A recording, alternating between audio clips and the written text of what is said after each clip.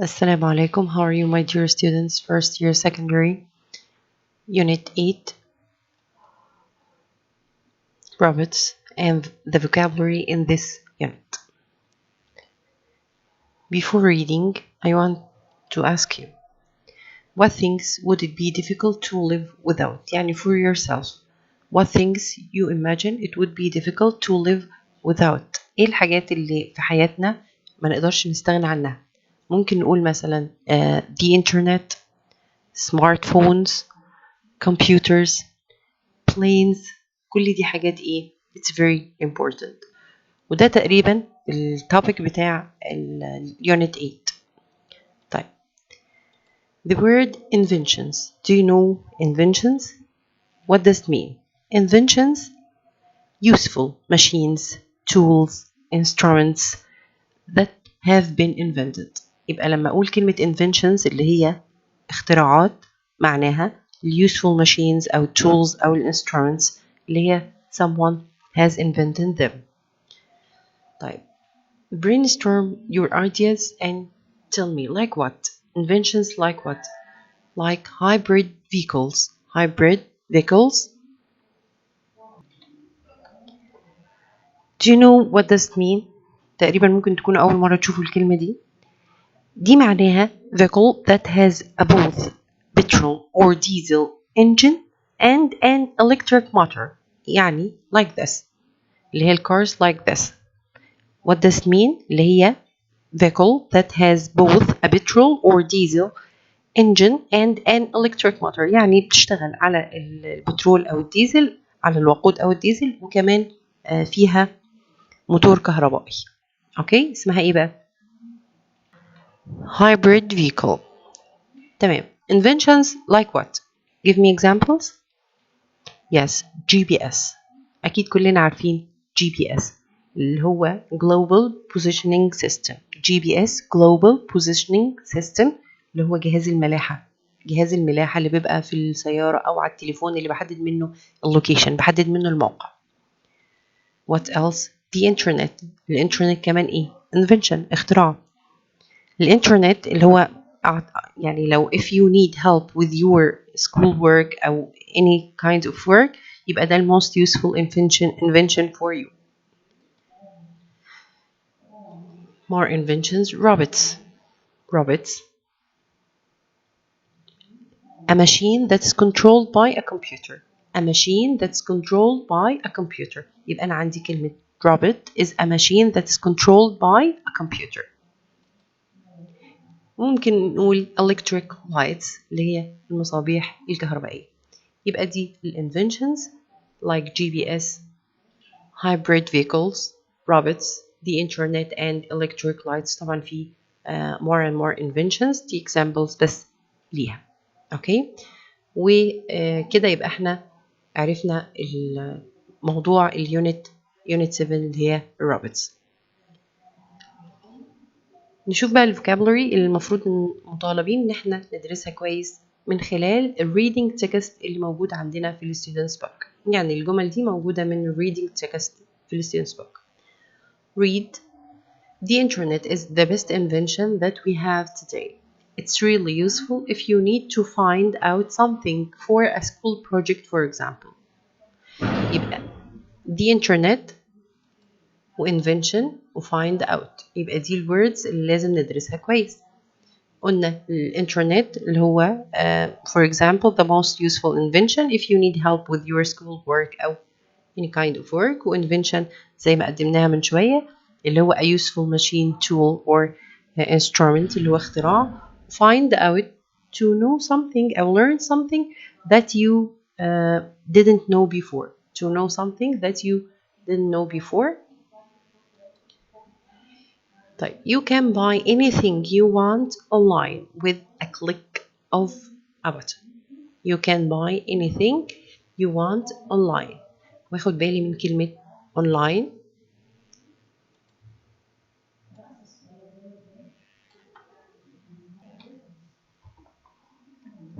online adjective and adverb ونفس الشكل، يعني مش منفصل عن بعض، فأنا بستخدمها كadjective. يعني مثلا She had an online course. يبقى هنا adjective. طيب adverb. You can buy anything you want online. أو زي هنا you can buy anything you want online with a click of a button. هنا adverb. أوكي. طيب with a click of a button. إحنا أخدنا click قبل كده بس كverb. هنا كnoun. هي بتمشي الاتنين. Click a verb and a noun. You can buy anything you want online with a click of.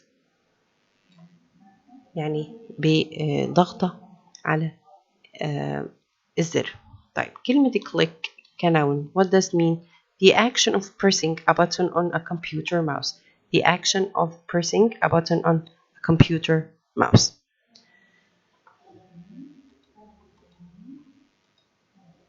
يبقى here the word click as a noun. GPS helps you to navigate your journey from one place to another. You can use it when you visit a town that you aren't familiar with. GPS قلنا اللي هو Global Positioning System اللي هو help you to find a place. Navigate is a verb. What does it mean? It means find which way you need. Find which way you need to go when you are traveling from one place to another اللي هو يوجه أو يقود. فالجي بي اس بيساعد إن هو يقود رحلتك from one place to another. You can use it when you visit a town that you aren't familiar with. كلمة familiar is an adjective. يعني well known to you and easy to recognize. مألوف. Well known to you and easy to recognize. يبقى دي ال words that we will learn. GPS, navigate and familiar.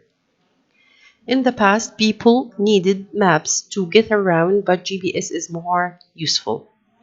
هنا من معنى الجملة كلمة get around إيه؟ In the past, people needed maps to get around. طبعا أنا بستخدم المابس اللي هي الخرائط في إيه؟ إن أنا أتجول أو أتنقل من مكان لمكان وده معنى get around اللي هو travel from place to place.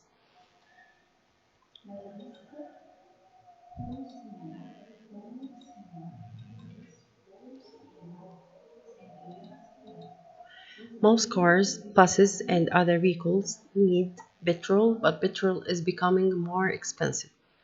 What would we do if we didn't have petrol? يعني most cars buses and other vehicles need petrol, but petrol is becoming more expensive. What would we do if we didn't have petrol? Fortunately, لحسن الحظ we now have. يبقى حل مشكلة إيه لو البترول ما بقاش موجود. We now have yes hybrid vehicles. Hybrid vehicles زي ما قلنا من شوية دي نوع من المركبات بتمشي على الوقود والكهرباء الاثنين. Hybrid vehicles use both petrol and electricity to drive the engine. Okay? Robots can do some of the things that people can do like cleaning. Robots can do some of the things that people can do like cleaning. On a robot is a machine that's controlled by a computer. Robot is a machine that's controlled by a computer.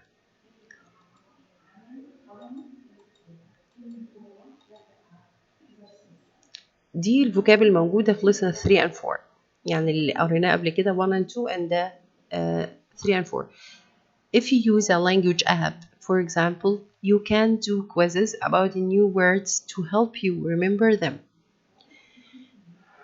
درسنا كلمة app قبل كده في الفيرست term وقلنا معناها ايه. A software on your smartphone اللي هو electronic program. قلنا قبل كده اللي هو a program which is designed to do a specific purpose يعني هو معمول عشان هدف معين اللي هو قلنا software on your smartphone. طبعا كلنا عارفين الابس اللي موجودة على التليفون الابليكيشنز تطبيقات. طيب you can do quizzes. طبعا عارفين كلمة quiz اللي هي اختبار قصير اللي هو questions to find out how much you know. Questions to find out how much you know about new words to help you remember them. And there are apps that give you feedback on your writing so you can do it better next time. Feedback, it means information about how well or badly you did something. يبقى كلمة feedback كnoun means information about how well or badly you did something اللي هي الكومنتس التعليقات أو التغذية الاسترجاعية أو رأي حد في حاجة. يبقى quiz feedback. For me, the best thing about using technology to learn is that you can chat to people from all over the world online. يبقى for me, the best thing about using technology to learn is that you can chat. What does it mean? Chat, to communicate with other people online. Chat means to communicate with other people online اللي هو يدردش طبعا عارفينها. Some people think that if apps and translation software continue to improve over the next 10 to 20 years, language lessons will become a thing of the past. كلمة translation, what does it mean? طبعا عارفينها اللي هي ترجمة words changed into another language. Words changed into another language. طيب نشوف بقى الفوكاب اللي احنا طلعناها من قطعة reading دي ونبدأ explain one by one. The first one. لو قلنا the action of pressing a button on a computer mouse. The action of pressing a button on a computer mouse. What does it mean? Yes, you are right. It's click as a noun. Click. Click as a noun. طيب ده click كnoun ممكن تيجي click verb. يعني ممكن أشوفها verb وأشوفها noun. طيب نشوف example لو هي verb. Read this sentence. بيقول look if you click on this picture you can see all about the topic. يبقى هنا كverb. طيب لو أنا عايزة أستخدمها كnoun زي ما قلنا في المثال اللي فات قلنا you can buy anything you want online with a click of a button. تمام؟ طيب the second word that we have today. لو قلنا well known to you and easy to recognize. Well known to you and easy to recognize. What does it mean? Yes, it's familiar. What is it? It's familiar. طيب what part of speech is it? Yes, it's an adjective. It's an adjective. يبقى familiar is an adjective. Well known to you and easy to recognize. طيب نشوف ال derivatives اللي موجودة فيها. ايه الحاجات اللي ممكن اشتقها من كلمة familiar؟ عندي familiarity كنون. طيب معناها ايه؟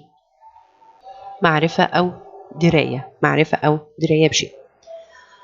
طيب السينونيم of familiar يعني نفس المعنى أقول common or usual. طيب الانتونيم of familiar yes it's uncommon. يبقى الانتونيم is uncommon or unusual. يبقى ده noun وهنا synonym common or usual و uncommon or unusual اللي هي الانتونيم of familiar. طيب in a sentence لما يقول لي use familiar in a sentence. Are you familiar with this new electric car? Are you familiar with this new electric car? يبقى دلوقتي خدنا familiar كadjective, familiarity noun, و synonym of familiar and antonym of familiar. طيب the third word لما أقول learn something that you didn't know before. What does it mean? Learn something that you didn't know before. Yes, it's find out. Find out is a phrasal verb.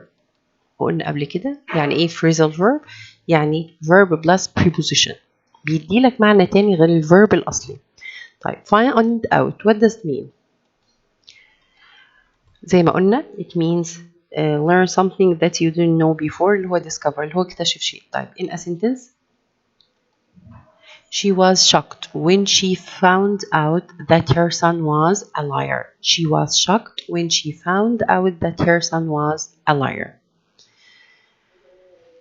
طيب لما أقول travel from place to place what does it mean? Yes, it means get around. طبعا get around كمان a phrasal verb. Get around is a phrasal verb. معناها to travel from place to place أو go، مش شرط يكون فيها traveling. اوكي طيب in a sentence. My father sold our car, so we had to go to public transport to get around. Okay. يبقى my father sold our car, so we had to use public transport to get around. get around اللي هو بيتجول أو ينتقل من مكان إلى آخر. نشوف باقي الفوكاب. لما أقول the most useful invention if you don't know how to find a place. ايه الانفنشن اللي بيساعدنا ان انا الاقي مكان، اللي هو global positioning system اللي هو الابريفيشن GPS. GPS. طيب في derivatives من مشتقات يعني من كلمة GPS. عندي كلمة global اللي هو كوني، وفي globe اللي هو العالم او الكون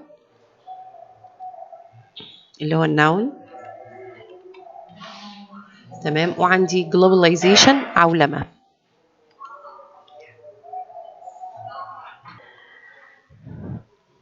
طيب in a sentence.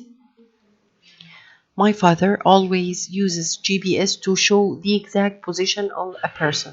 My father always uses GPS to show the exact position of a person. Then لما أقول a useful machine, tool, instrument that has been invented معناها yes invention. طيب عندي invent الverb invent طبعا invention noun. اوكي يبقى أنا عندي invention is a noun. طيب invent is a verb. invent is a verb. تمام. inventor noun و inventive adjective. invent يخترع، inventor مخترع، و inventor ابتكاري. طيب نرجع لكلمة invention in a sentence. The article says that the advantages of invention are more important than disadvantages. We will read the sentence again. لما أقول the article says that the advantages of inventions are more important than the disadvantages. ولما نقول كلمة advantage, what does it mean؟ لو أنا هقول معناها أو السينونيم ليها، لما أقول advantages اللي هي المزايا، ممكن أقول عليها كلمة إيه تاني؟ pros. ولازم تكون طبعا plural أو force. يبقى أنا عندي pros or force نفس المعنى برضو plural. طيب disadvantages بقى اللي هي العيوب معناها إيه؟ نفس السينونيم ليها لما أقول cons أو against.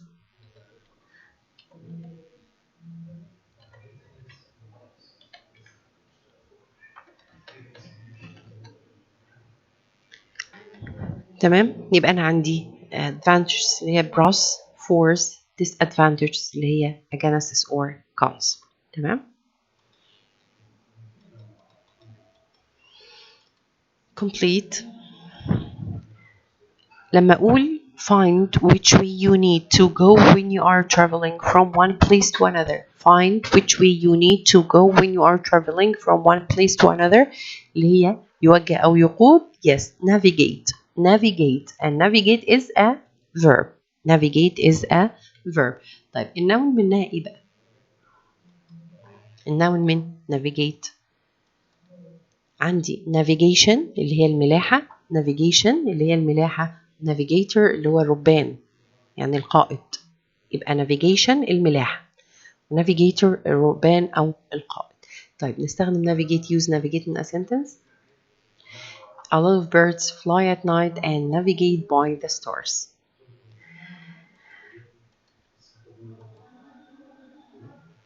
طيب لما أقول a machine that is controlled by a computer. a machine that is controlled by a computer, yes it's a robot. يبقى robot is a noun. تمام.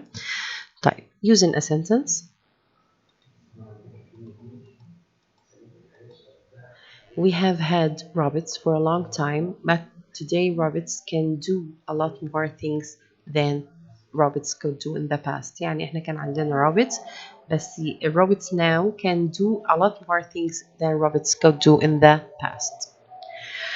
طيب لما أقول the most useful invention if you need help with your work اللي هو بيساعدك للبحث، طبعا كلنا عارفين the internet. The internet is of course it's a noun.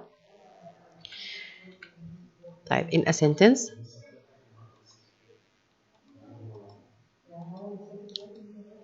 the internet might be the best invention we have, but it has also caused a lot of problems. طيب لما أقول a machine that with an engine that is used to take people or things from one place to another, such as a car, bus, or truck. It's yes, vehicle. Vehicle is a noun. A vehicle is a noun اللي هي المركبة. يبقى أي نوع من السيارة زي buses مثلا أو cars أو trucks يبقى vehicle. طيب in a sentence the vehicle was sent skidding across the road. طيب لما بقول بقى a vehicle that has both petrol أو ديزل يعني and electric motor الاثنين يبقى yes it's hybrid vehicle. In a sentence what would we do if we didn't have petrol? Fortunately we now have hybrid vehicles. طيب نروح للفوكاب اللي موجودة في lesson 3 and 4.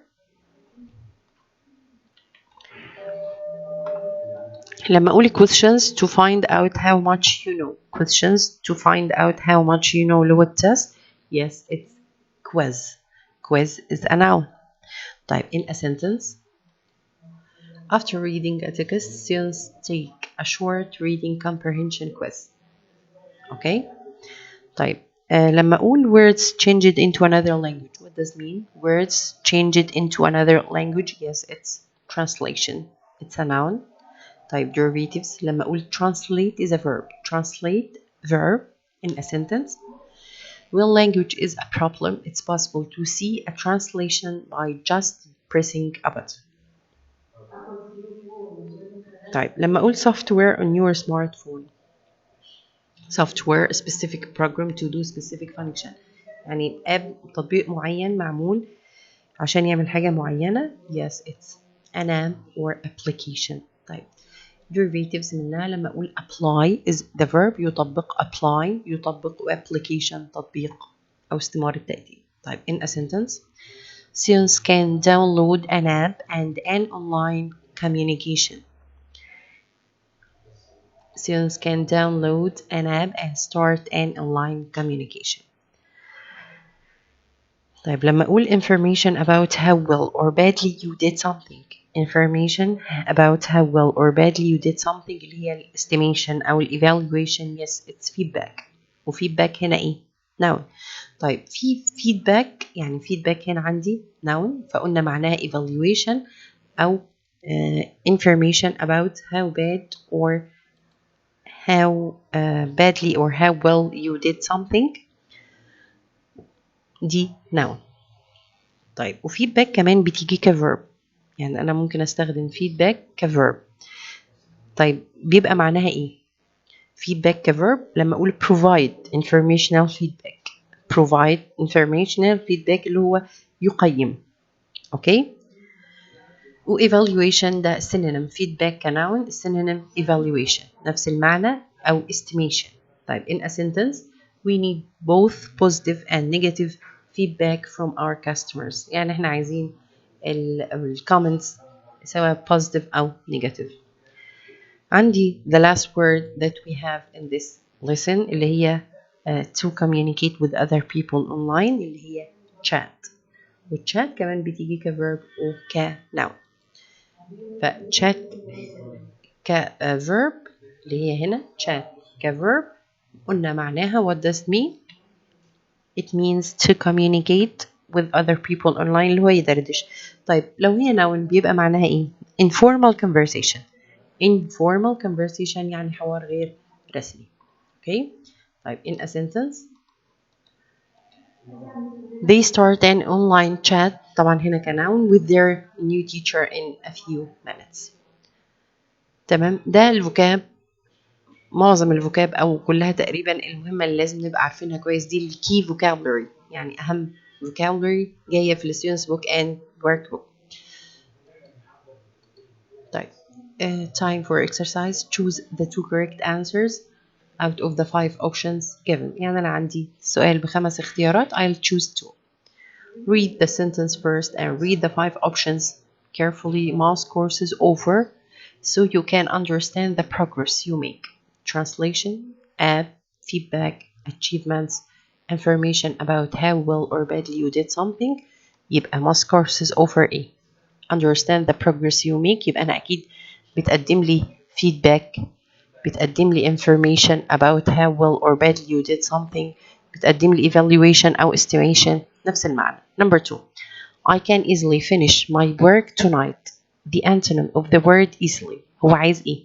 الانتونيم العكس لمين؟ لإيزلي. easily ده اللي هو adverb. خلاص، يبقى أنا محتاج antonym لي absolutely, inexactly, difficulty, simply and hard. I can easily finish. أنا عايز الانتونيم. Yes, يبقى hard and difficult. Number 3. One of the many advantages of living in Alexandria is that you can eat out at almost any time of the day. The synonym of the word advantage is synonym نفس المعنى قلناها شرحنا من شوية. Yes, it's pros and merit. Pros and merit. تمام.